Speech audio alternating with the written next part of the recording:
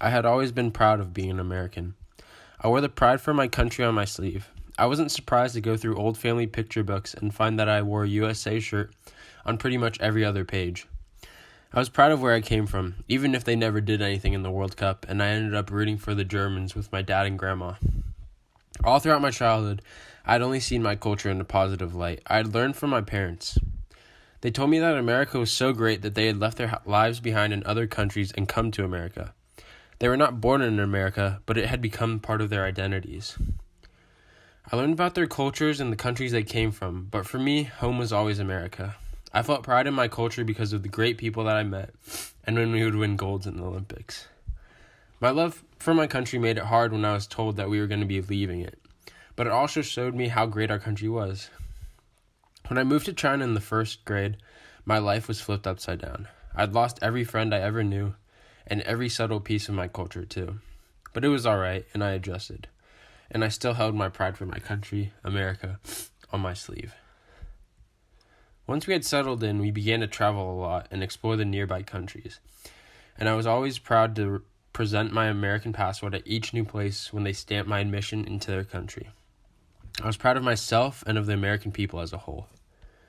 One spring break, my family decided to travel to the remote country of Brunei. Here we explored their nature and experienced their culture. It was on a boat tour of a part of their jungle that I was truly shocked by the culture. Not their culture, but mine.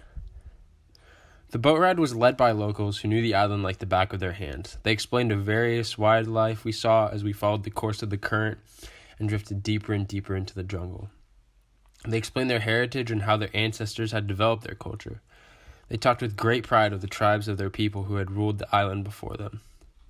They had individuals who spoke in their native tongue, individuals who knew nothing else.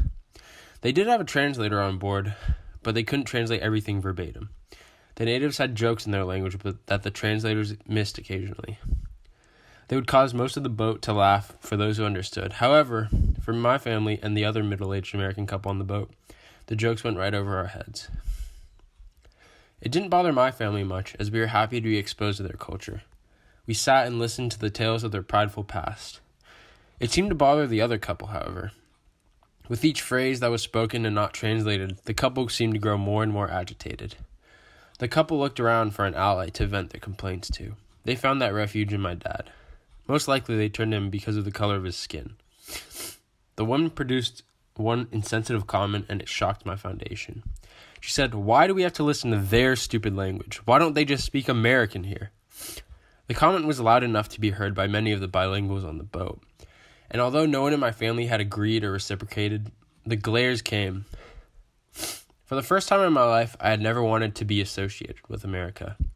I didn't want to be represented by the ignorant folks on the boat, and I wanted to get away. But there was no escape. I was trapped on a boat and drowned in humiliation. Never had I heard anything as ignorant as that. I never wanted to be the big, boisterous, ignorant American. The comment disgusted me on so many levels. I couldn't believe how derogative their tone was when they referred to their stupid language, or the fact that they said, "Speak American." Although I was just a young kid, it showed me that I had to be receptive of other cultures. Ever since that moment, I didn't want to be the ignorant American. I wanted to be open to other cultures, even if they were different from mine. I didn't want to look down on others just for the differences in how they were raised. It was close-minded to think of someone as less because of their culture, something they couldn't change about themselves. I never wanted to be the ignorant America, but I still love my country and I take pride in it. I still show my patriotism with my friends on the 4th of July, and I go all out. I'm still proud to be an American.